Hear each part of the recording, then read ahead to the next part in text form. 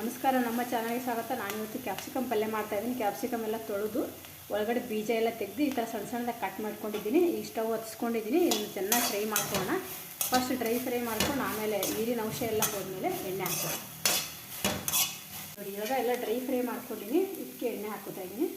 ಎಣ್ಣೆ ಜಾಸ್ತಿ ಬೇಕಾಗುತ್ತೆ ಇದಕ್ಕೆ.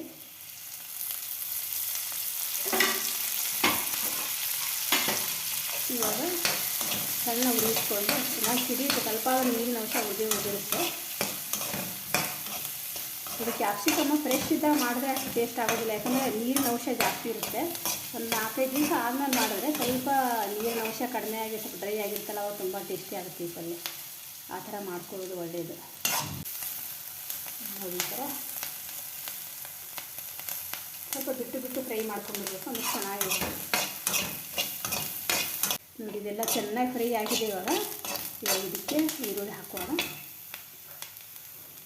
ಕಟ್ ಮಾಡಿ ಇಟ್ಟಿರುವಂಥ ಈರುಳ್ಳಿ ಮತ್ತು ಒಂದು 4 ಎಲೆ ಕರಿಬೇವು, ಒಂದು ದಪ್ಪ ಈರುಳ್ಳಿ ಹಾಕ್ತಾಯಿದ್ದೀನಿ.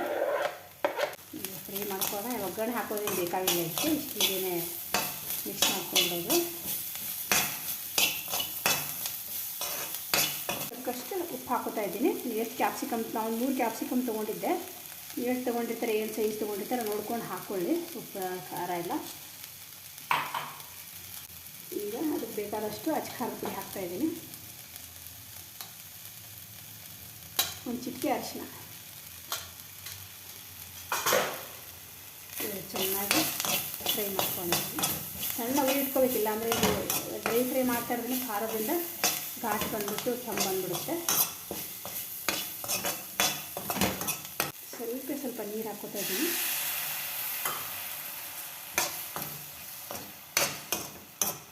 ಸ್ವಲ್ಪ ಲಿಂಬೆ ರಸ ಹಾಕ್ತಾಯಿದ್ದೀನಿ. ಸುಮ್ಮನೆ 4 ಹನಿ ಅಷ್ಟೇ, ಜಾಸ್ತಿ ಹಾಕ್ತಾಯಿಲ್ಲ. ನೀವು ಜಾಸ್ತಿ ಉಳಿಬೇಕು ಅಂದರೆ ಹಾಕೋಬೋದು.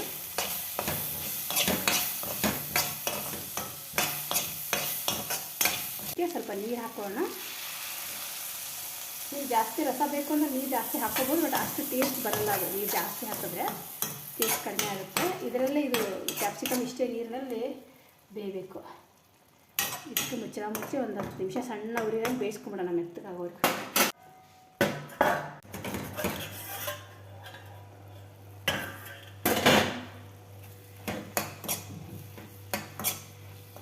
ಇವಾಗ ಇದಕ್ಕೆ ಸ್ವಲ್ಪ ಕಡಲೆ ಬೀಜದ ಪುಡಿ ಹಾಕೋಣ.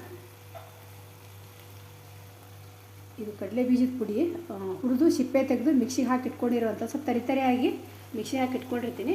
ನೀವು ಇರಲಿಲ್ಲ ಅಂದರೆ ಹಾಗೆ ಕೂಡ ಮಾಡ್ಕೋಬೋದು. ಇಲ್ಲ ಸ್ವಲ್ಪ ಕಡಲೆ ಬೀಜ ಇದ್ದರೆ ಅವು ಕುಟ್ಟಣಿಗೆಯಲ್ಲಿ ಕುಟ್ಟಿ ಕೂಡ ಹಾಕೋಬೋದು. ಅದನ್ನು ಸ್ವಲ್ಪ ಹಾಕ್ತಾಯಿದ್ದೀನಿ.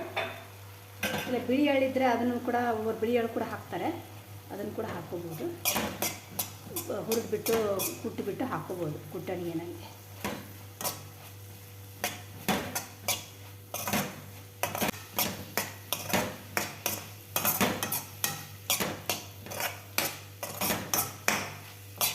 ಸ್ವಲ್ಪ ನೀರು ಹಾಕೋತಾ ಇದ್ದೀನಿ, ಪೂರ ಡ್ರೈ ಆಯ್ತು ಅಂಥೇಳಿ.